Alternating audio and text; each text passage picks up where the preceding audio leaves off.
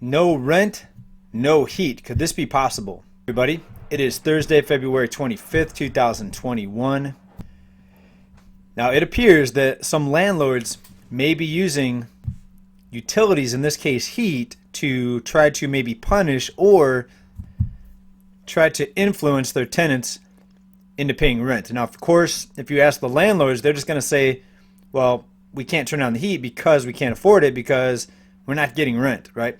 So we told you this was going to turn into a big mess, and we talked about the whole cancel rent movement.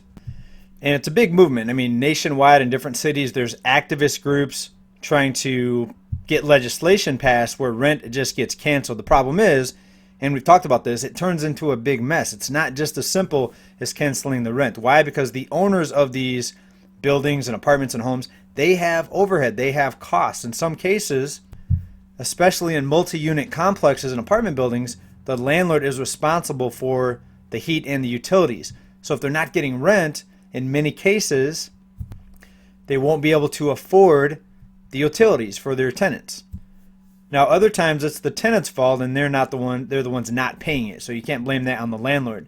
But in some cases, there are tenants, and we're going to show you a few examples, that are saying that the landlord is not providing heat. CBSLocal.com out of Boston. Chicago man says he's been without heat for 13 days. His home is 28 degrees. He says, quote, no one should have to live this way. And you see him walking through his home with a winter jacket on there. That's Chicago. It's obviously freezing right now. MLive.com. Flint condemns Sunset Village apartments after finding residents had no heat or water. All right, Michigan also freezing right now. WKBW.com. Landlords suffering from lack of rent payments. So it's not just the utilities. We also have landlords that have to call their lenders and beg for forgiveness and try to hold off on foreclosure because no rent equals no mortgage payment in some cases. So you see, this is a huge, huge mess. Now, the controversy comes up where some of these tenants, these renters, are saying the landlord does have the money to pay the utilities, and in some cases the renters feel like the landlord is just trying to punish them by not turning on their heat. So then you have to get into a whole different conversation. Does the landlord have the money or not? Then you have to look in their checking account, and it just snowballs from there. Just a huge, huge mess. And here's a quote out of this article. 78-year-old Donna Schutz says that she has lost thousands in unpaid rent from the tenant of a home she owns in Wyoming County. Quote, it's very frustrating because I have to provide him water, heat, and everything else, even though he pays me nothing, unquote. This homeowner, this landlord, also says that she does not have any legal recourse because of the eviction moratoriums. Now, a lot of people are saying that this is going to turn into a full-blown foreclosure crisis. Other people think that solutions will be discovered as we continue to go through this. But I just couldn't imagine the nightmare on both ends. One, being a landlord and you have no rental income coming in. You have overhead. You have utilities in some cases, taxes, of course, and in many cases, mortgages. But on the other hand, you're a tenant. You lost your job and you're in a freezing cold area and you have no heat.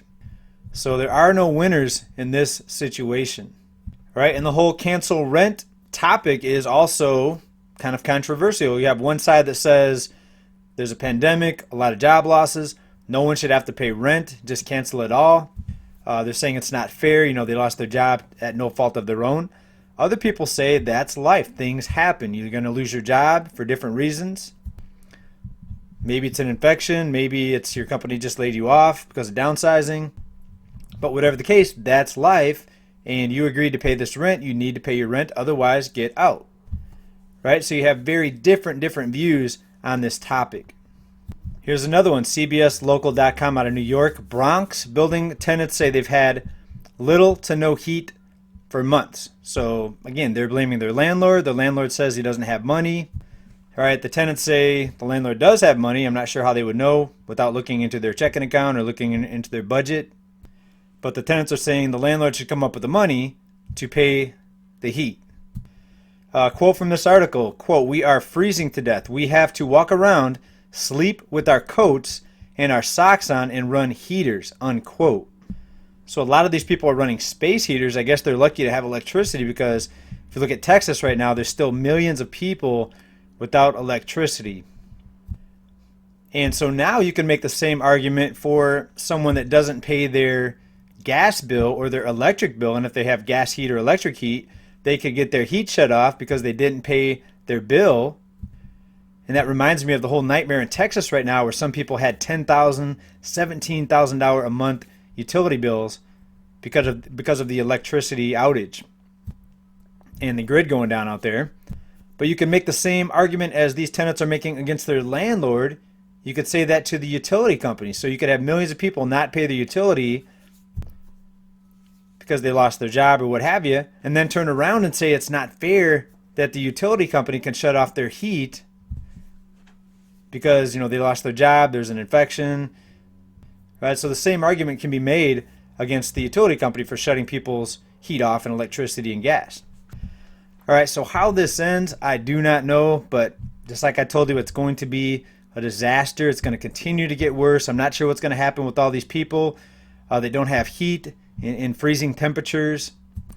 Just think about all the elderly people, the children. Imagine having like a newborn baby or something like that and no heat. So again, there's no winner in this. I feel sorry for both sides. And then another angle is a lot of people are saying, well, they can print unlimited amounts of money out of nothing. We have the Fed. It's a fiat currency. There's no limit to how much they can print.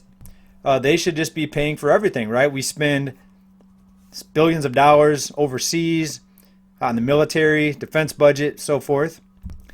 So you have that angle. Also, the people that know how the monetary system works are saying, hey, why does anybody pay for anything when we have this unlimited money printing press behind the scenes?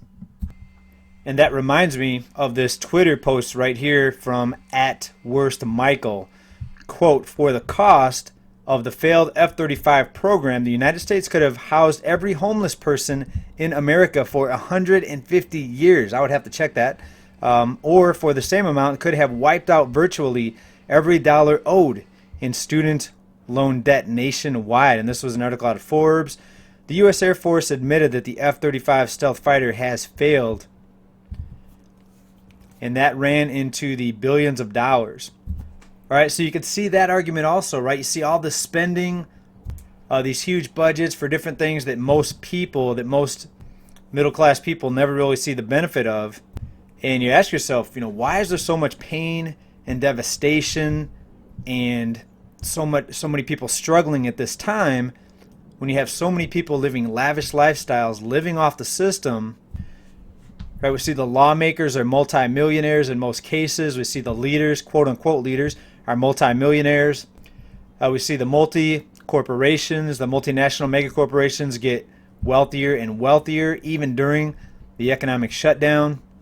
And how much worse does this have to get before you start seeing massive uprisings, right? I'm not sure. Maybe people will be too cold to rise up and take to the streets. Maybe when the weather starts warming up, we're going to see even more chaos. Who knows what's going to happen this year as things continue to unfold. But we do know that the United States and a lot of people are in big trouble.